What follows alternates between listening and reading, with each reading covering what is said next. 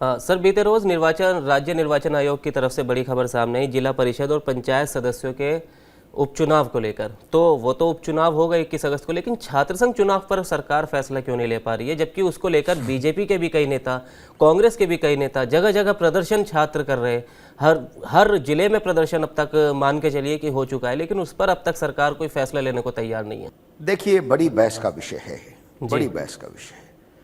और इसमें मेरा मत मैं बहुत स्पष्ट हमेशा रखता रहता हूं कि छात्र संघ चुनाव तो होने ही चाहिए। छात्र संघ चुनाव प्रजातंत्र की प्राथमिक पाठशाला है। भारत दुनिया का सबसे बड़ा प्रजातंत्र है और इसमें परिपक्व रूप से राजनीतिक कार्यकर्ता खड़े हों तो उसका आधार तो विद्यालयी राजनीति है, कॉलेज की राजनीति है। आप उस कॉलेज की राजनीति के उस पायदान को ही खत्म कर दोगे, विद्यार्थी राजनीति की को प्रशिक्षण प्राथमिक ही व्यक्ति के पास नहीं होगा तो आखिर आप लाओगे कहां से।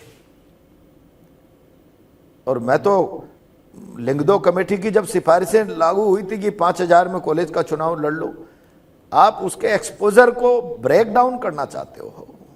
मोदी जी अपने प्रचार प्रसार में और पूरी पॉलिटिकल पार्टीज विज्ञापनों में अरबों खरबों खर्च करे, और एक नौजवान जो समाज में अपनी सोशल और पॉलिटिकल आइडेंटिटी बनाना चाहता है वो अपने एक्सपोजर के लिए उसको बांध दो। वो 3rd ईयर में होना चाहिए, उसकी उम्र इतनी कम होनी चाहिए, वो इतनी परसेंटेज होनी चाहिए, वो फेल नहीं होना चाहिए, पता नहीं क्या ऐसा। अब पॉलिटिकली आदमी समाज के लिए, अब ये तो मेरे ख्याल से उन सारी जनूनी परिस्थितियों का अपमान है जो करतार सिंह सराभा और भगत सिंह ने कॉलेज में चलते हुए इस मुल्क के लिए अपने मन में जुनून और जिहाद का विचार पैदा किया। ये परिस्थितियां यही है भाई। जब जब भी देश में विकट परिस्थितियां आई है, परिवर्तन की आग लगी है, तो कौन व्यक्ति है जेपी से लेके और दुनिया भर के लोग अन्ना हजारे तक विश्वविद्यालय की चौखट की तरफ झांके हैं ना भाई। आओ नौजवानों, सड़क पर परिवर्तन करो। और कौन सा दुनिया का इतिहास है जिसमें सामाजिक, राजनीतिक, आर्थिक परिवर्तन आए हों और इतिहास के पन्नों में नौजवान के संघर्ष और शहादत की गंध नहीं आती हो भाई। तो आप उसको क्या करना चाहते हो? उसको सीमित दायरे में कर दो भाई, कुछ नहीं। आप जैसे कोई सांस्कृतिक कार्यक्रम होता है ना, एक कल्चरल वीक, ऐसे एक छात्र संघ के चुनाव का 1-2 दिन का समय होगा, आप उसमें पार्टिसिपेशन कर लीजिए। जो कल्चरल वीक में बढ़िया गाएगा उसको फर्स्ट गोल्ड मेडल मिल जाएगा, जो कमजोर रहेगा उसको सिल्वर कांस्य मिल जाएगा।